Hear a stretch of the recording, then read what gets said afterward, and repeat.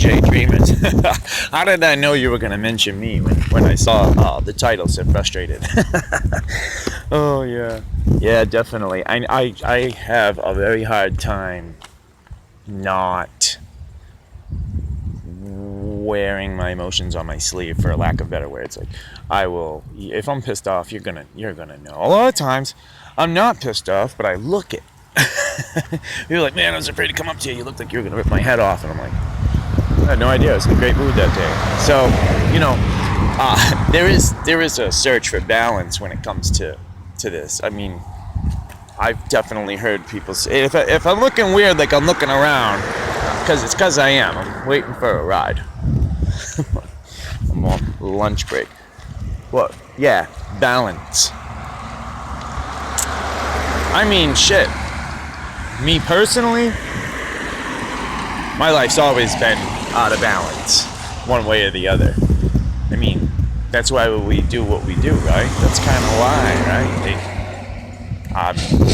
Even when I was into UFOs, the UFO thing was fascinating, but I think what fascinated me more was that there's a group of people lying about it, telling stories about it, and, deliberately deceiving you. I think that's always what I've been more interested in, because humans interest me. Like, the shit we do, when you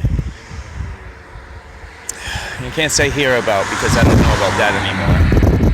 It gets into, control, expected reactions and stuff, planned reactions. But when you see something, okay, with your eyes, when you see somebody do something, and we all have, when you see somebody do something that is just fucked up, no regard at all for anybody, it's like,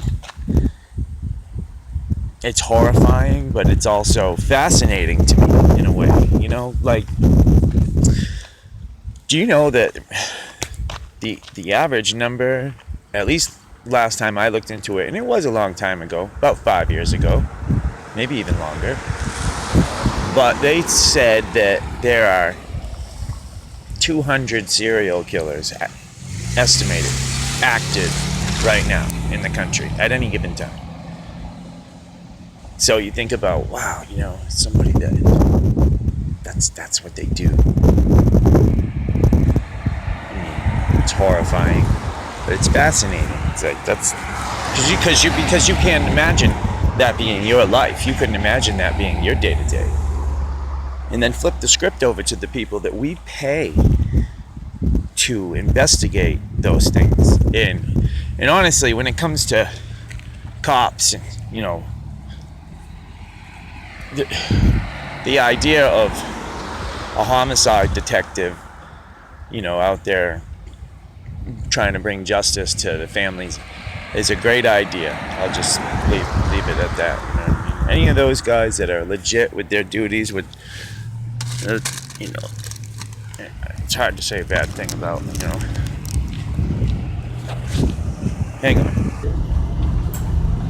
So the question was balance. How do you get to balance? How do you have balance, especially if now you know that there's so much deceit, so many lies being told to you. You got to look out at least half of what you take in when you're looking for this shit. At least half of it is probably accurate. The other half is what other people would want to have you believe.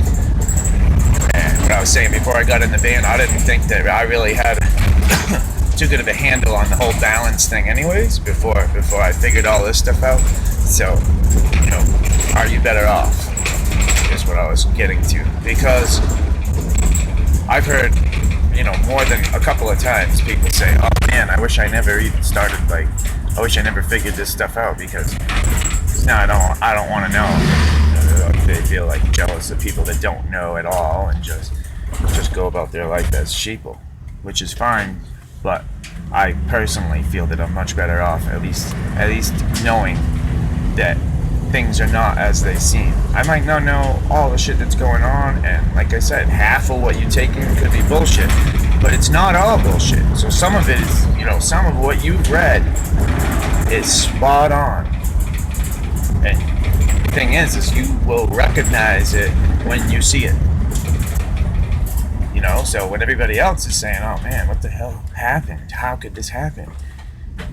You might end up being a gatekeeper at that point. You might end up being one of the gatekeepers because you have bits and pieces, partial bits and pieces of the story. You can explain a little bit. You can explain that the currency is fake, that there's nothing backing it. So the people in control they do all sorts of things, especially right now. All you're gonna hear about is Hillary Clinton, right? But I just found out that like if you go on and look at the numbers for like credit card sales and gasoline, and just take a look at the numbers, you'll see these crazy spikes and drops where it just kind of points to a crash, like what was gonna happen in 2008 until we bailed out the banks. And I just remember hearing that. I thought it was a joke at first because I was like, bail out the banks? Like, you telling me that somebody who runs a business where they take your money and fucking hold it for you and make money off of that, fuck that up somehow, and we need to bail them out? Like, that's insane. Like, I can't even believe that it happens. That people, you know, like, I can't even believe that there are people that are gonna just jump right on board when they say, it's not gonna be a third term, we're just gonna suspend the election, we're just gonna postpone it. I guarantee if that happens, that dude is not leaving. Ever. So, are you better off? Are you better off knowing this shit? Absolutely, you're better off. Absolutely, because at least then, trust me, you'll see some things you recognize. You'll remember. So, now, definitely better off. I'm sure plenty of people have a hard time balancing their life, though, when you know that shit's fucked up. Like, balance your life. Like, get up every day and go to work like nothing's wrong, even though you kind of, in the back of your mind, you feel like you should already be, like, doing something else other than wasting your time at a fucking job, when at any time, possibly, the money that's in your pocket ain't worth shit. It's already not worth shit, but I mean, it could officially not be worth shit. It's happened. I guess it's happened twice before. The greenbacks that Abraham Lincoln dished out, those dropped in value, I believe, 75% within a year. I'm not going to sit here and fuck up a bunch of stuff that I don't know, but those were issued to soldiers. The greenbacks were issued to soldiers, and they were issued government debts. But you couldn't pay your taxes with them, I don't think. Like, it was fucked up. It's fucked up. But, yeah, it's happened twice before. And it will happen again. That's what 2008 was. That's what bailing out the banks was. That was gonna be a collapse. See, thing is they were able to pull that by because we had all the war going on. Like, there was some, it takes up your attention. It takes up bits and pieces of your attention. So right now, what do we got? We got tsunamis we're not hearing about. North Korea just got nailed with a fucking, like whole bunch of people are dead there. They just got nailed with that typhoon. That happened. You're not going to hear much about that, but you'll hear all about how Hillary's doing. Anyways, I'm going to go back to my slave job. Later.